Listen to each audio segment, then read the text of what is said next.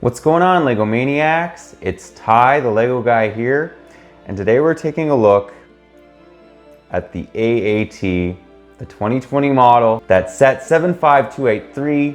It has 4 minifigs, 286 pieces, came out in 2020, and it retails for $40 US. This one is a thing of controversy. Some people love it, some people hate it. We're gonna find out how good it is, how bad it is, you know, if it's accurate. We're even going to take a look at movie pics just to see how accurate this model is, because I find that really does a good job as far as seeing whether the model gets the thumbs not or not. Anyways, this one should get interesting, but enough talk, let's get right into it.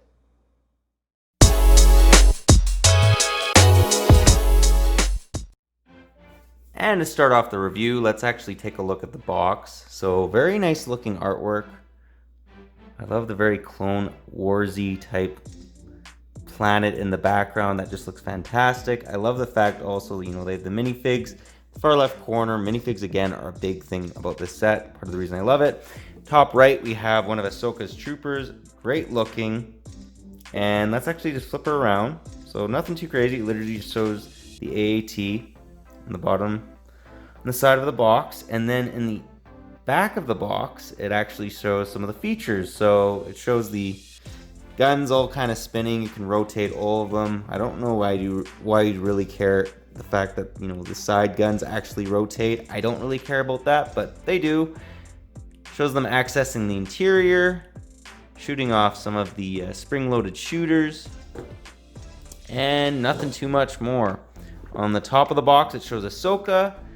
And then on the bottom, what's really cool is they're mentioning the Skywalker saga video game, which is about to come out very soon. Anyways, great looking box art. I do quite like this box. Again, the minifigs are phenomenal.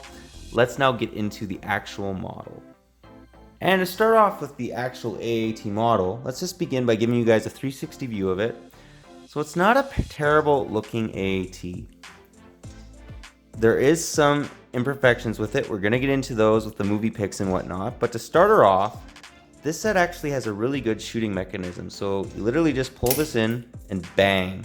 I actually shot off the other one and I have to find it. But you can see it works really well. Opening her up, let's actually show you guys the interior. Kind of like the pilot. And I love the fact that he has 2 little control panels on either side of him. They're both different too, which is absolutely fantastic. Some nice looking Separatist stickers that flank either side of the actual tank. And it closes up nicely. You can literally stick his blaster in there, because they are loose. However, I don't really like doing that. I like the look of it better, without the blasters. And then to kind of get to, let's say, the gunner or the commander, whatever you want to call him. Literally, he just fits in there nice and snug. You can't have his head up or anything when you seat him in there if you want to close it up. However, once it's open, you can very easily just lift up his head, make it look just like the Clone Wars. Now, here is one of the faults, which we're going to get into with the movie pics. See this cannon? It is way too long. We're going to get into the actual shaping. It's not terrible. It could be a little bit more smooth, like we see in the actual movie pics, which we're going to get into. But literally, to correct this, just take it off, and literally that's more to scale. Like, that's actually perfect. So it's kind of funny how easy it is to literally fix that little imperfection. Then back here, there's not too much going on. Again, those movie pics are really going to help us see how accurate this set is. Some people feel it is to scale. We're going to get into that as well. But all in all, not a bad looking set. I just think that, again, it's just too top heavy. This head is too big, which we'll find out in the movie pics. I don't want to give it all away, because that actually explains it a lot better than I can. Pictures are worth 1,000 words. So you guys will see exactly what I'm looking at. But yeah, that's the tank itself. Let's now take a look at the minifigs. Before we do that, I just wanted to also mention, you can literally raise this gun up and down. In fact, you can raise it all like a 90-degree angle, which is kind of crazy. You'd only really want to put it up that high. That's about how high it goes in the movies or in the Clone Wars. And another thing I wanted to mention, credit where credit's due. I really like the look of these guns. I think they did a good job. Blasters and the engines are actually not too bad as well. Just back here, there is some good things going on with this model. Let's now take a look at the minifigs. And here we have them. So we get actually 2 AAT battle droids. What's interesting is one's called a driver, the other one's just called a normal battle droid, but they're basically identical. And I do believe that they are the Kashyyyk type looking battle droids. Same ones that we got a couple years ago, and I actually quite like them. I do appreciate the fact they included them in the set. They could have just given us standard, basic, run-of-the-mill battle droids, but they gave us something a little bit more unique, so you can't go wrong with that.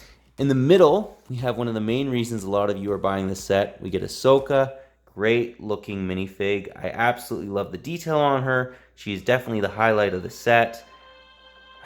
They just did such a good job on her. And then if you actually take a look at her torso, let's just take off her headgear. Very nice looking torso, nice looking face. Then also in the middle, or actually on the far left, we have one of Ahsoka's actual 501st clone troopers. So very, very nice looking. Some people don't like the orange. You know, they'd rather have just a normal 501st trooper. They don't really, are not too keen on the Ahsoka troopers, but I like them. I think they look good. And then if you take their mask off again, you get those brand new clone faces, which are not angry clone faces. So I'm absolutely thrilled about that. I think that's a massive improvement. And then on the back, Ahsoka does have back face printing. You can see that she's kind of angry. And then on the front, she's happy. And what's interesting about these 501st troopers is they're basically identical to the Ahsoka's troopers are basically identical to the 501st troopers. It's just the face paint on the helmet that's a bit different, which is accurate to the actual TV show. But anyways, great looking minifigs. I absolutely love them. The minifigs are 10 out of 10. The minifigs alone should make you want to buy this set, just because we all know that Ahsoka is going for over $100 on eBay. Now that has changed a little bit with the release of this set. However, it just goes to show how valuable this model is. Like, it's crazy. And it's part of the reason why I think you should definitely buy this. I mean, we finally have an accessible Ahsoka, and we also get a very kind of exclusive as of now, Ahsoka Trooper and 2 awesome looking AAT battle droids, aka Kashyyyk battle droids. So you can't go wrong with this set as far as figs go. But now what we're going to do is take a look at the movie pics just to see how accurate this set really is. And here we have the first picture I thought that we could take a look at. And guys, if you notice the cannon, it's way too oversized, way too long. I think the overall look of the rest of the model isn't actually that bad. However, the cannon just really throws this model off. Yes, this does look a little bit more, sleek. The angles and whatnot on it are a little bit more smooth than the actual Lego set, but that's beside the point. The main thing that's the fault with this set, again, is the cannon, and I thought this picture perfectly captures that. It's not a terrible model. It's just the cannon's way oversized. But actually, let's now take a look at the next pic, and this will also help with the comparison. And guys, I absolutely love this pic. I love taking pictures from the encyclopedias just because it gives us a really good idea. The size, the overall look, maybe some details we didn't see before. And as you guys can see, the AAT is actually quite a sizable tank. Like, if you notice, there's the commander battle droid, up where the gun is, but then there's actually 3 battle droids in the interior on the bottom. I had no idea the AATs fit like 4 battle droids, so that was actually news to me. Honestly, this AAT that we got for 2020, it is a little bit undersized. It's not accurate to scale. Some people think it is, but from this picture we can tell that it's not. I think that the perfectly sized AAT would be somewhere between the 2000 AAT and the 2009 AAT. I think the 2009 is a little oversized, and the 2000 is just a little bit undersized. So obviously we can see that there's some improvements that need to be made with this AAT. Not everything needs to be to scale. I just thought that this would help out, just giving a little bit more detailed review and maybe settle the argument whether this AAT is to scale or not. But yeah, those are the pictures. Let's now get into the end of the review and get my final thoughts. Well guys, that was my review. Do hope you enjoyed it.